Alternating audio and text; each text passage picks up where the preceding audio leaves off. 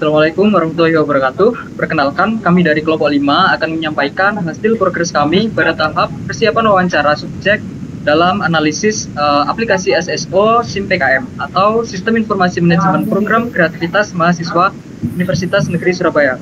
Kegiatan ini merupakan bagian dari tugas mata kuliah Tata Kelola Teknologi Informasi, yang mana kami menganalisis bagaimana sih penerapan sistem informasi kampus dapat dikelola secara efektif melalui pendekatan tata kelola yang terstruktur. Next.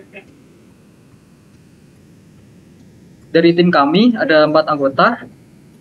Ada saya dengan NIM akhir 120, ada Rifa dengan NIM akhir 146, atau Fatimah dengan NIM akhir 126, dan ada Nevi dengan NIM akhir 138. Next. Yang bagian ini ada 2 bagian. Yang pertama ada teknis wawancara dan ada kesimpulan. Dimulai dari teknis wawancara. Jadi, pada tahap ini, fokus kegiatan kami adalah menyiapkan proses wawancara yang bertujuan untuk menggali pengalaman pengguna dalam menggunakan SIM PKM melalui SSO Indonesia. Tujuan dari wawancara ini meliputi 4 hal utama. Yang pertama ada mengidentifikasi pengalaman dan kemudahan pengguna dalam mengakses SIM PKM. Kedua, mengetahui hambatan dan kendala teknis yang sering terjadi selama penggunaan sistem. Ketiga, mengumpulkan masukan dan saran dari pengguna sebagai bahan evaluasi dan pengembangan sistem ke depannya, serta memvalidasi sejauh mana sih fitur-fitur yang tersedia telah sesuai dengan kebutuhan pengguna di berbagai pihak seperti mahasiswa, dosen, dan admin fakultas.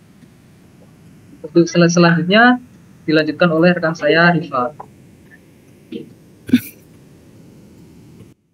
Baik, untuk slide selanjutnya yakni penentuan subjek wawancara.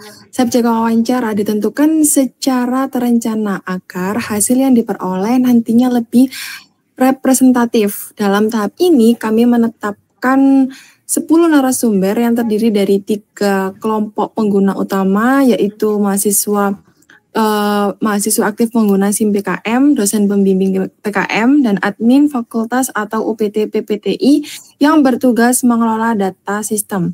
Jumlah responden tersebut dibagi menjadi 2 program studi, yakni masing-masing 5 narasumber dari Prodi A dan 5 narasumber dari Prodi B. Pembagian ini diharapkan dapat memberikan gambaran yang seimbang mengenai pengalaman penggunaan sistem di lingkungan universitas. Jadi next. Kemudian untuk selanjutnya yakni persiapan instrumen wawancara. Sebelum pelaksanaan wawancara, tim menyiapkan beberapa instrumen pendukung yang akan digunakan dalam kegiatan pengumpulan data.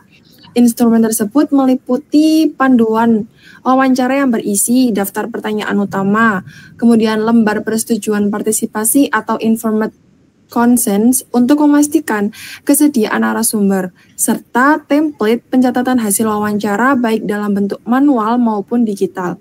Selain itu, kami juga menyiapkan alat perekam audio untuk membantu dokumentasi hasil wawancara dengan tetap meminta izin terlebih dahulu kepada partisipan. Persiapan instrumen ini dilakukan agar proses wawancara berjalan sistematik dan data yang diperoleh lebih akurat. Untuk selanjutnya akan dilanjutkan oleh rekan saya. Baik, selanjutnya di sini ada penyusunan pertanyaan wawancara. Penyusunan pertanyaan wawancara disusun berdasarkan tujuan analisis sistem dan kebutuhan penelitian yang telah dirancang sebelumnya. Terdapat 4 aspek utama yang menjadi fokus dalam penyusunan pertanyaan, yaitu kemudahan akses dan autentikasi, kegunaan serta fungsionalitas sistem, kendala teknis dan dukungan pengguna, serta tingkat kepuasan dan saran pengguna terhadap SIM PKM. Pertanyaan dirancang dengan menggunakan bahasa yang jelas, sopan, dan mudah dipahami oleh semua responden agar komunikasi berjalan efektif dan data yang dihasilkan lebih valid. Selanjutnya ada persiapan teknis logistik. Dalam tahap ini, tim melakukan berbagai persiapan teknis dan logistik untuk mendukung kelancaran wawancara. Rencana pelaksanaan wawancara dibagi per program studi dengan 5 responden per sesi wawancara. Peralatan yang digunakan mencakup laptop, alat perekam, serta formulir digital untuk pencatatan hasil. Adapun timeline pelaksanaan wawancara disusun sebagai berikut. Hari pertama dan kedua untuk Prodi 1 atau Prodi A, lalu hari ketiga dan keempat untuk Prodi B, dan hari kelima digunakan untuk rekapitulasi serta validasi hasil wawancara. Dengan perencanaan yang terstruktur ini, diharapkan proses wawancara dapat berlangsung efisien dan tepat waktu. Untuk selanjutnya akan dilanjutkan oleh teman saya, Nevi. Oke, baik. Untuk yang selanjutnya ada etika validasi data dan etika validasi data. Etika validasi data dalam pelaksanaan wawancara, tim juga memperhatikan aspek etika penelitian dan validasi data. Setiap partisipan dijamin kerahasiaan identitasnya dan diberikan penjelasan mengenai tujuan wawancara sebelum kegiatan dimulai. Hasil wawancara itu sendiri akan digunakan semata-mata untuk kepentingan penelitian akademik, bukan untuk kepentingan lain. Selain itu, setelah proses wawancara selesai, dilakukan validasi data dengan metode member checking, yaitu metode yang meminta partisipan untuk meninjau kembali hasil transkrip agar informasi yang dicatat sesuai dengan pernyataan mereka.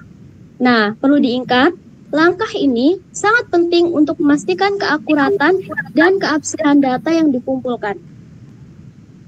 Next. Nah, untuk kesimpulan dari semua materi yang telah kita bahas, yaitu persiapan wawancara untuk analisis aplikasi SIM PKM Universitas Negeri Surabaya telah disusun dengan baik. Jumlah responden ditetapkan sebanyak 10 orang yang berasal dari 2 program studi berbeda agar hasil penelitian lebih representatif. Pertanyaan wawancara telah disusun pada minggu sebelumnya dan difokuskan pada 4 aspek utama, yaitu yang pertama ada kemudahan akses, yang kedua adalah fungsionalitas sistem, yang ketiga ada kendala teknis, dan yang terakhir yang keempat adalah kepuasan pengguna. Minggu ini difokuskan pada finalisasi teknis seperti penjadwalan, konfirmasi partisipan, dan kesiapan instrumen wawancara. Next. Demikian pemaparan yang dapat kami sampaikan mengenai progres persiapan wawancara dalam analisis aplikasi SSO SIM PKM Universitas Negeri Surabaya. Kami berharap hasil analisis ini dapat menjadi dasar yang kuat untuk tahap wawancara dan evaluasi sistem pada minggu berikutnya. Terima kasih atas perhatian dan kesempatan yang diberikan. Kami mohon maaf apabila terdapat kekurangan dalam penyampaian. Kami dari kelompok 5. Terima kasih. Wassalamualaikum warahmatullahi wabarakatuh.